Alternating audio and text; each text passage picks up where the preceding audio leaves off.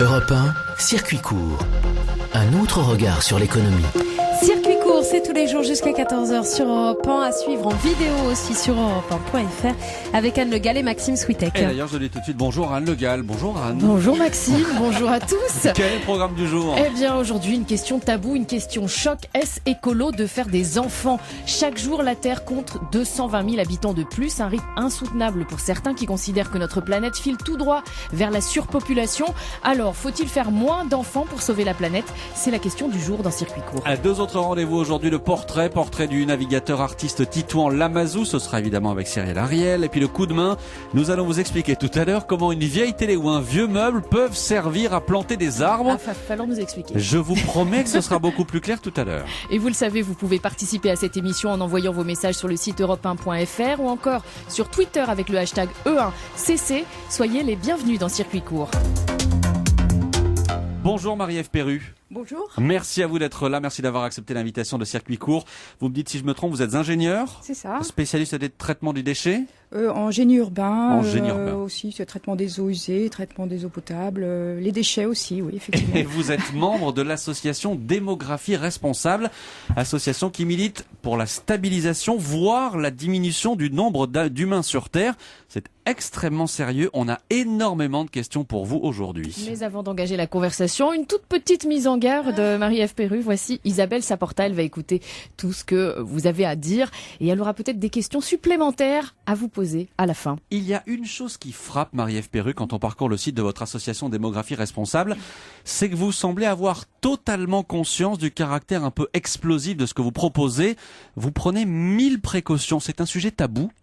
Jusqu'à présent, oui, c'est un sujet malheureusement tabou, parce que ça touche à la vie, en fait. Et dans nos civilisations, depuis la nuit des temps, il fallait, pour subvenir pour l'espèce, toujours avoir de plus en plus d'enfants parce qu'il en mourait beaucoup.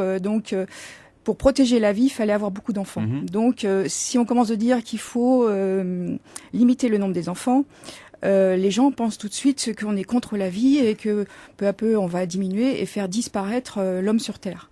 Alors qu'en fait, c'est exactement le contraire.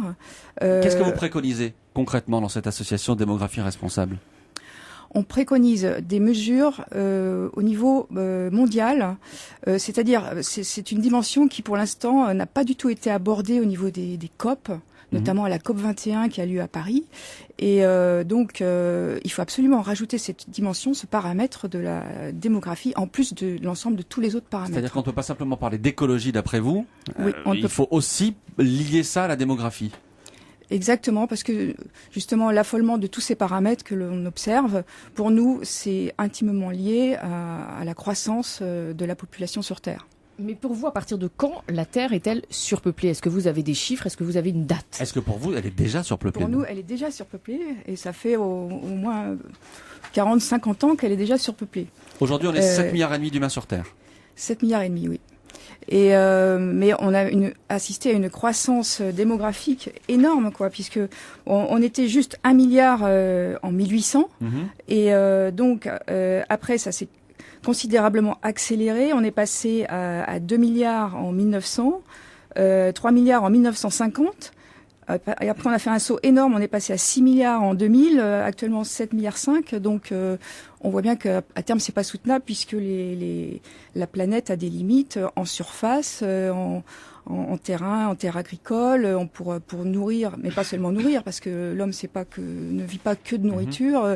Il y a l'air, les déchets, tout un tas de paramètres complexes qui en plus dérèglent la planète. Donc là, on a touché, justement, ça touche à la vie future pour nos enfants. Donc il faut absolument, au plus vite, pour nous c'est l'urgence absolue, prendre en main ce paramètre au niveau mondial, quoi. Mais alors, ça pose aussi un problème, parce que si on réduit le nombre de naissances, il va y avoir le problème de la pyramide des âges, et qui va prendre en charge la population plus âgée ensuite? Oui, c'est un mauvais moment à passer, mais ça sera moins pire que... Effectivement. Donc voilà, nous, ce sera une protection pour le futur, mais Oui, il faudra s'occuper des personnes qui âgées, effectivement. Bon, donc du coup, de toute façon, on va avoir une baisse de notre niveau de vie, puisque. Mais c'est pour nous, c'est le seul moyen de sauvegarder la vie sur Terre pour le futur. Mais simplement, qu'est-ce que vous préconisez aujourd'hui? Un contrôle des naissances? Alors oui, donc dans ces conférences internationales, effectivement, on voudrait que soit abordé le fait que tous les pays s'engagent à limiter les naissances. Donc pour l'instant, maximum 2 enfants par femme. Mais alors, c'est plutôt, ça serait pas de manière autoritaire. Ça serait faire une prise de conscience générale de l'urgence du problème. Et c'est pour ça qu'on s'appelle démographie responsable. Il n'y a pas de veut que ce soit mesures réfléchi. Coercitives, comme on a pu plutôt connaître des dans mesures certains pays, comme la Chine, etc. Voilà, c'est plutôt des mesures d'encouragement. C'est-à-dire, au lieu de, actuellement, dans nos pays occidentaux, on encourage sans arrêt la natalité par des mesures, pour les allocations familiales, entre autres, les impôts. Plus vous avez d'enfants, moins vous avez d'impôts. Plus vous avez. Bon, donc nous, ça serait exactement le contraire. Ça serait encourager le fait, au contraire, quelqu'un qui n'a pas d'enfant, pourquoi lui faire payer plus d'impôts, voilà, et limiter les allocations familiales à 2 enfants, pas plus, entre autres.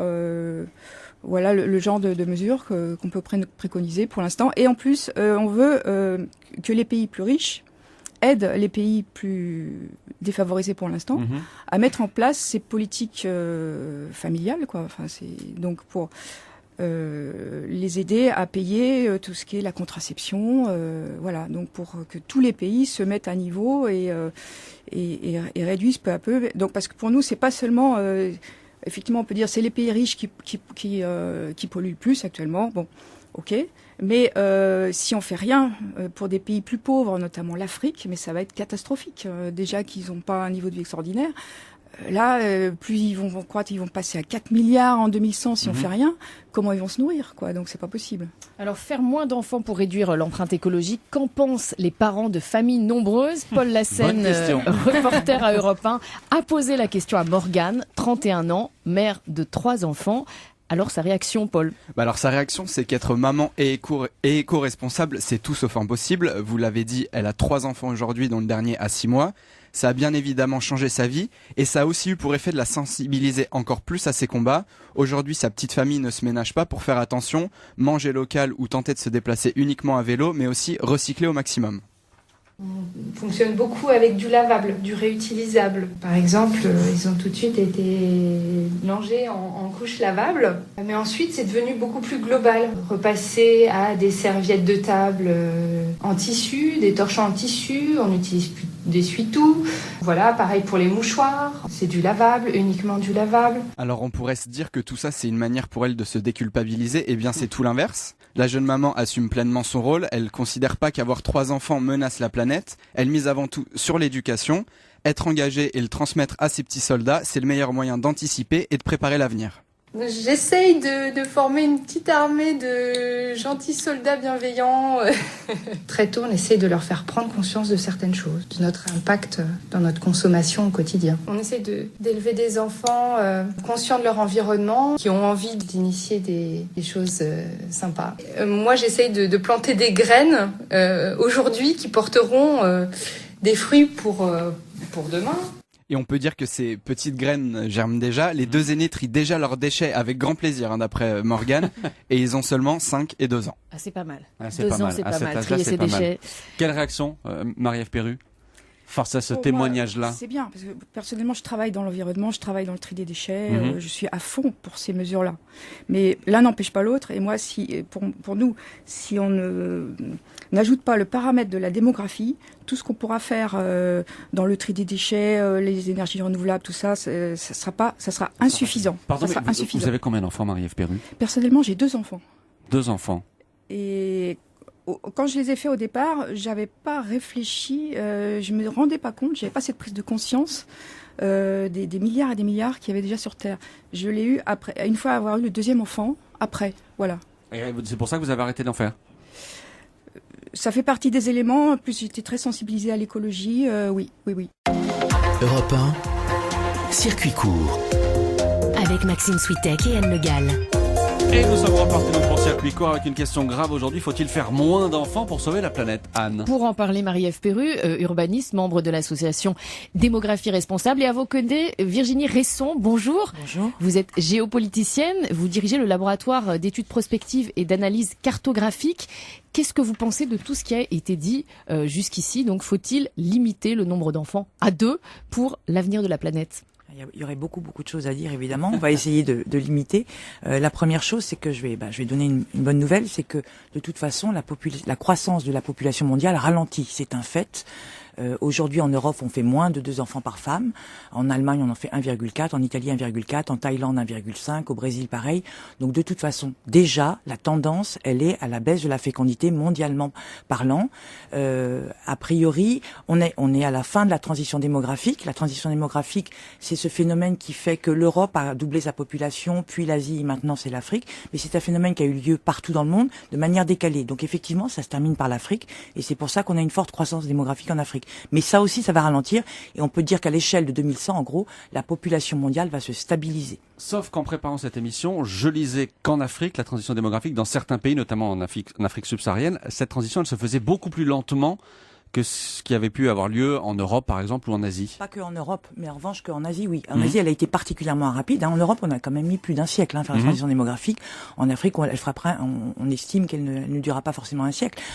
Probablement beaucoup moins. C'est vrai qu'en Asie et dans d'autres pays émergents, je citais par exemple le Brésil, ou l'Inde ou la Chine, ça a été beaucoup plus rapide.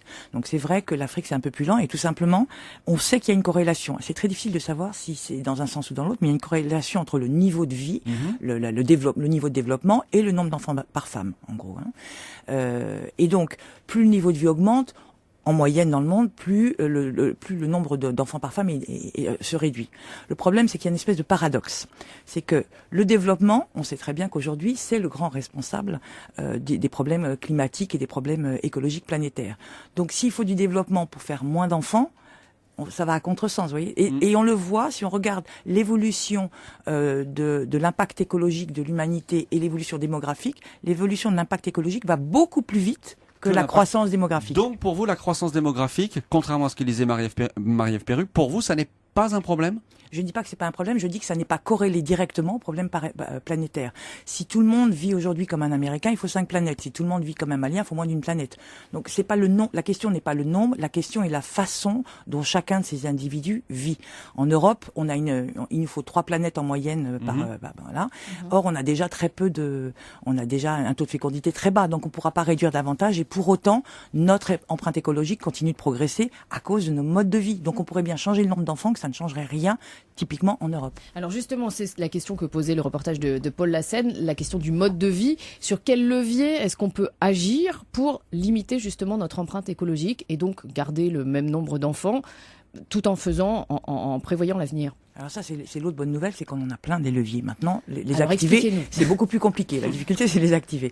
Je vous donne un exemple alimentaire, puisque c'est très souvent, on entend, je ne sais pas si vous avez remarqué, chaque fois qu'on lit un article sur 2050 ou 2100, en 2050, la planète devra nourrir 9 milliards d'habitants. Bon. Sous-entendu, ça fait 2 milliards ou 1,5 milliard plus qu'aujourd'hui. C'est vrai. Maintenant, aujourd'hui même, avec la production actuelle, si nous mangions tous comme des Japonais, on pourrait déjà nourrir 8 milliards d'habitants.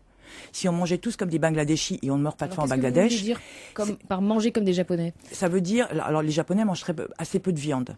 Au Bangladesh, on en mange quasiment pas. Et là, on peut nourrir 12 milliards d'habitants avec la production actuelle. Si on se nourrit tous comme un Européen, on peut nourrir 4 milliards d'habitants. Donc c'est pour ça que personnellement, effectivement, je crois que ça fait écho à ce que disait la mère de famille. Moi aussi, j'ai 3 enfants d'ailleurs. Et on est tous passés au régime végétarien en se disant voilà, c'est notre contribution, puisque en fait l'impact de la viande, la consommation de viande est énorme sur le climat. C'est la deuxième cause du réchauffement climatique aujourd'hui. Mais alors, je vais vous soumettre un problème que j'ai lu en préparant l'émission. Double problème. Soit les humains font moins d'enfants et notre espèce s'éteint, soit on en fait trop, notre espèce s'éteint par manque de nourriture. Comment est-ce qu'on trouve l'équilibre? L'équilibre, c'est précisément, effectivement, probablement une stabilisation de la population mondiale, mais qui va arriver de toute façon. Et la stabilisation, on sait, c'est à peu près 2 enfants par femme, puisque c'est ce qu'on appelle le seuil de renouvellement des générations. Un couple donne naissance à 2 enfants, qui eux-mêmes donnent, on comprend bien que ça se stabilise. Et c'est une tendance générale, et même aujourd'hui, ça se ralentit. On a moins d'enfants. Pardon, mais une tendance qu'on n'a pas besoin d'accompagner par des mesures de pédagogie, de contraception, etc. Alors, là aussi, je vous rassure, les allocations familiales diminuent. Partout, absolument partout, en France aussi. Je suis bien placée pour le savoir. Donc ces mesures-là, l'impact de ces mesures-là sur la fécondité n'a jamais été démontré. On l'a vu dans les pays. On a parlé aussi à un moment du droit à l'avortement. Or on voit ou de la religion. Or tout ça ne marche pas. En revanche, là on a vu un lien systématique. C'est l'espoir que la génération suivante, ces enfants puissent se sortir d'une condition, fait qu'on investit sur l'éducation de ces enfants. Et là, pour le coup, on a moins d'enfants. Et ça, c'est quelque chose qu'on a vu, par exemple, en Iran, où aujourd'hui, le nombre d'enfants par femme est de 1,5 ou 1,6. Et ça correspond pas à une politique, et je peux citer d'autres pays, ça correspond pas forcément à une politique volontariste ou à une injonction. Ça correspond simplement à la volonté d'une population de vivre mieux. Et le vivre mieux, c'est effectivement avoir moins d'enfants, parce que ça coûte cher d'avoir des enfants, tout simplement. Et pour vous, la planète est viable jusqu'à quelle population? Ça, je peux pas vous le dire. Vous ne pensez pas, comme Marie-Ève Perru, que nous sommes déjà en surpopulation? Non, le mode de vie actuel multiplié par la population mondiale actuelle n'est pas tenable. Maintenant, une fois de plus, si on vit tous comme des Bangladeshis, c'est tenable. Si on vit tous comme des Européens, c'est absolument pas tenable. Donc après, à partir du moment où vous dites qu'il faut faire moins d'enfants, lesquels on élimine. Ce que je veux dire par là, c'est que si on le dit en Europe, qu'est-ce qu'on fait quand on fait déjà plus d'enfants en Europe. Donc c'est une question d'équilibre de mode de vie et plein de choses ont été dites. Marie-Ève Perru, comment vous réagissez? Pour nous, effectivement, nous on préfère que le mode de vie, que les gens aient quand même un bon mode de vie. On veut pas qu'il y ait 12 milliards de personnes qui vivent comme des Bangladesh, comme au Bangladesh. Parce que quand même, nous, c'est pas que la nourriture. Il n'y a pas que la nourriture. Il y a quand même un tas de choses, le logement, le chauffage, les soins médicaux, l'éducation, et puis tout le traitement des eaux usées, des déchets, de purification de l'air, etc. Mais aussi la culture, l'art, les transports, et aussi laisser la place aux animaux sauvages qui actuellement disparaissent à grande vitesse. Et nous, on veut qu'il y ait la place réservée pour les animaux sauvages. Voilà, pour nous, il faut plus prendre sur les terres agricoles, notamment. C'est pour ça il faut plus qu'il y ait déjà des personnes supplémentaires. Et donc pour nous, ça c'est un autre sujet. La place de la ville.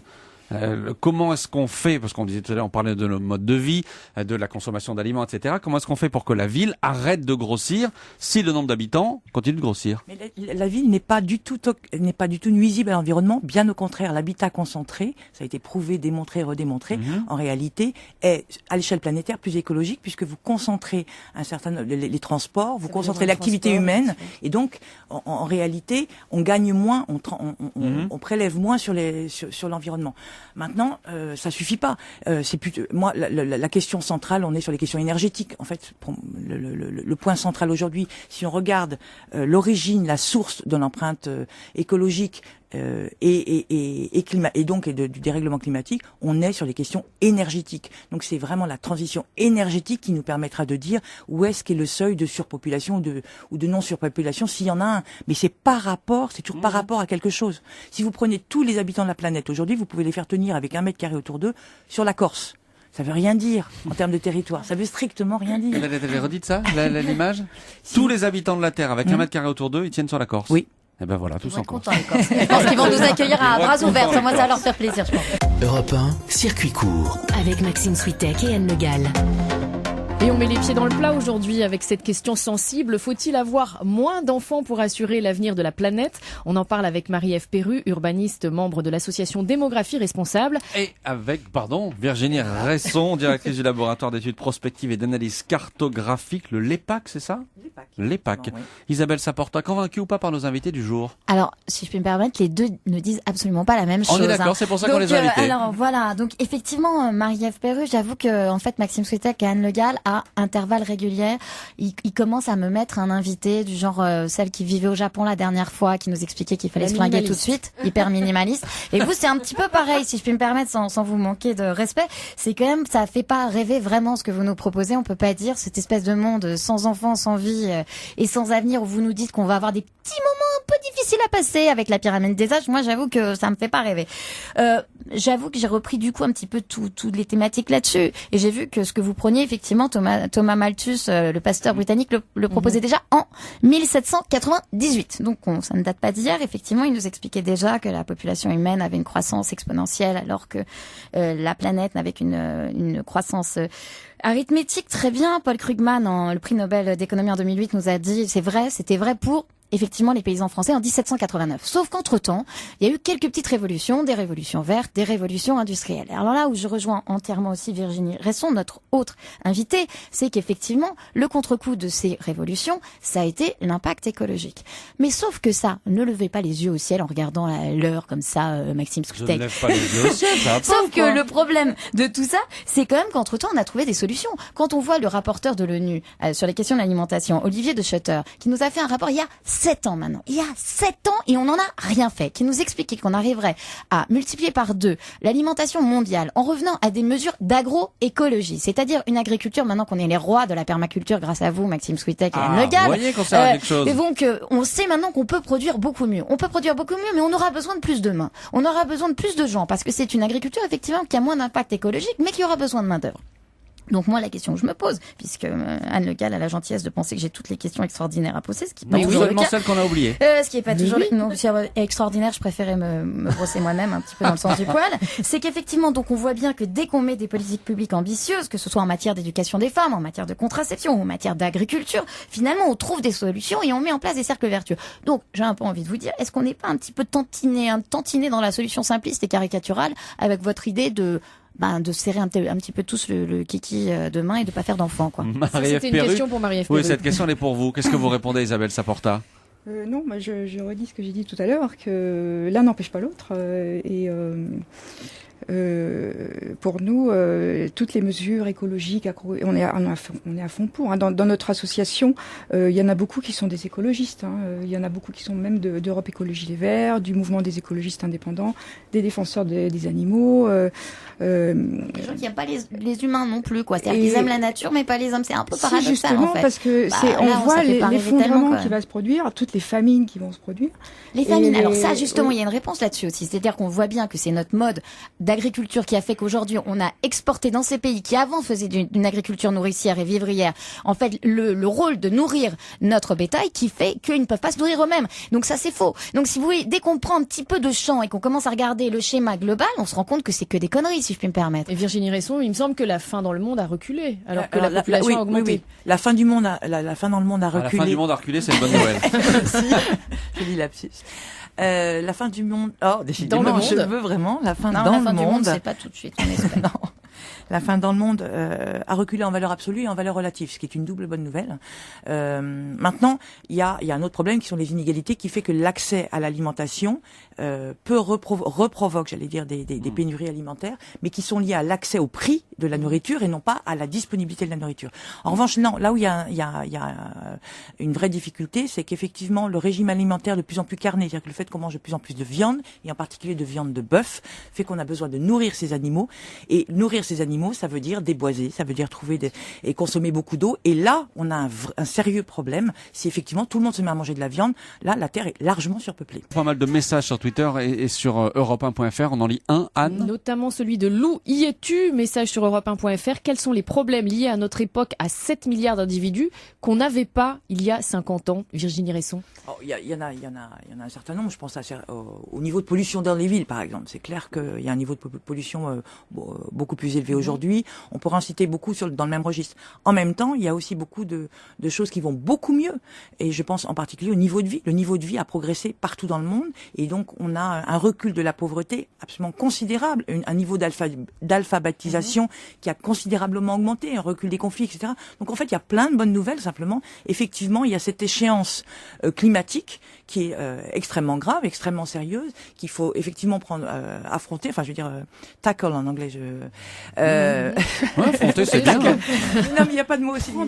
Prendre en compte, oui, et surtout il faut réagir. Mais il y a aussi tous les progrès qu'ont permis cette élévation du niveau de vie, et y compris le recul de la fécondité. C'est ça qui est tout à fait paradoxal. Et si on change notre mode de vie maintenant, ça se verra dans combien de temps ? Ça peut être très rapide à l'échelle locale. À l'échelle globale, forcément, il y a ce qu'on appelle des phénomènes d'inertie, mais c'est pareil au niveau démographique.